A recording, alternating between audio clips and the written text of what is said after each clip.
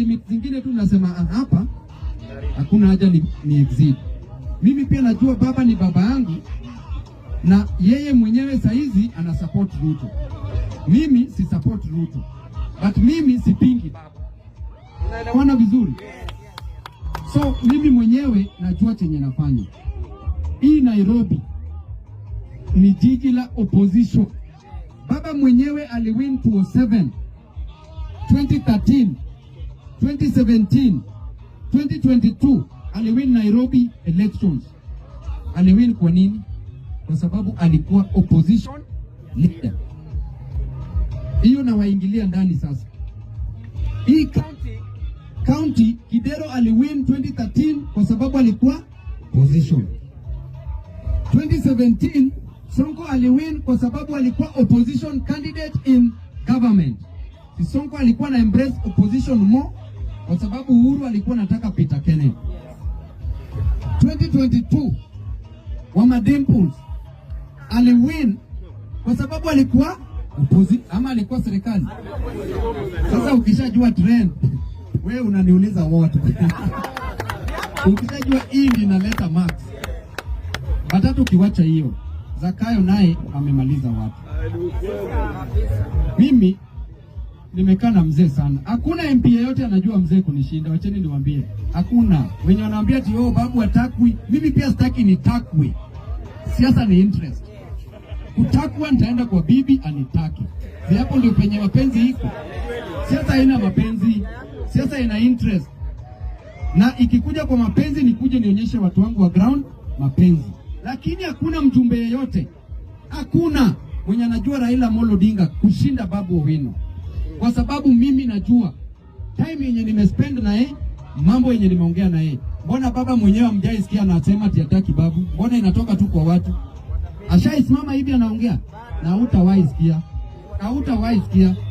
Kwa sababu anajua huyu kijana wangu, mimi najua penye yuko. Bwana, ikikuja the first 3 most popular people in this country ni babu wako top 3. Sitaki kuita jina Zakayo hapa kwa sababu ground imechafuka yake, si ni sawa? So baba tunampatia heshima, lakini mimi pia niko na akili ya mimi nilitoka Nyalenda nilikuja Nairobi bwana, na nikashuka ambassador. Wenye nilishuka ambassador niliambia mamangu utarudi nyumbani in 2 ways.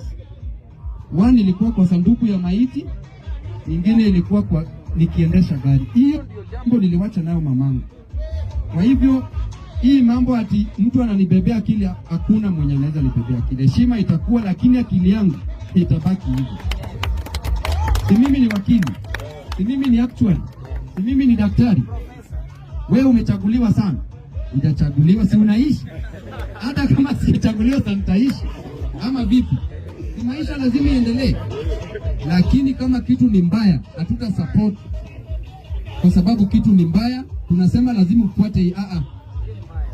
Mimi mtu mwenye nilikuwa nafuata, kama kichwa yangu iko kwa chini, kwa vumbi, kwa matope, ni baba Raila Amolo Odinga. Baba kama ameshatoka hapo, bwana, hakuna mwenye anaweza kufuata tena blindly. Hao wengine wanifuate.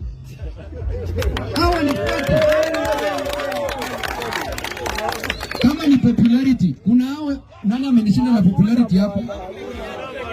Kama ni akili, nani amenishinda na akili hapo? Sasa nifuate mtu mwenye nimeshinda na akili.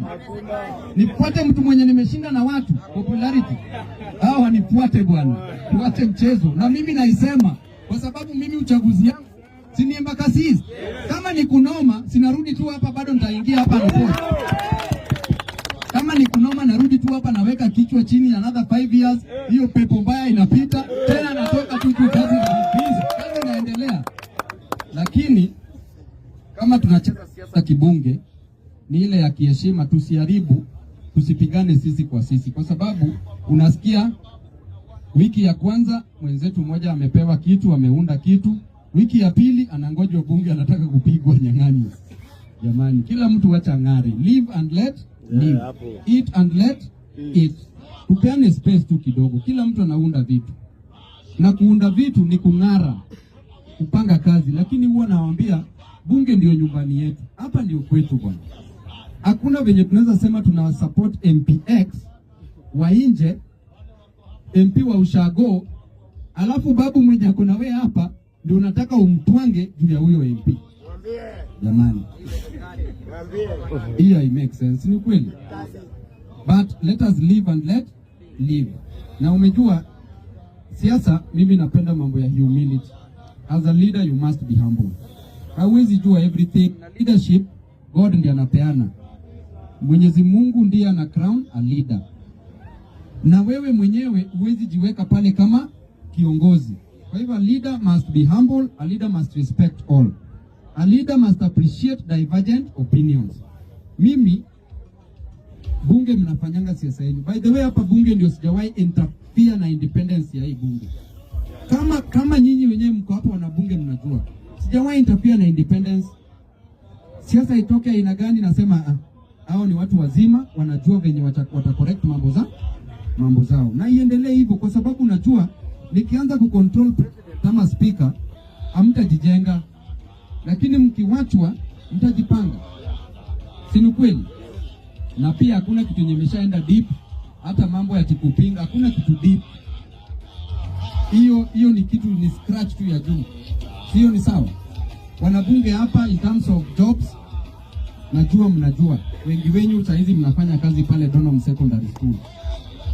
Wenye wanaweka tiles wanaweka, wenye walifanya plaster walifanya, wenye wanaenda kujenga tena tiles kwa floor ya juu wanaenda kujenga, wakupaka rangi pia walikuwa hapo, wa mkono pia watu wa kazi wa mkono si mlipewa kazi hapa Edelweiss, nyinyi ndio mmefanya renovation.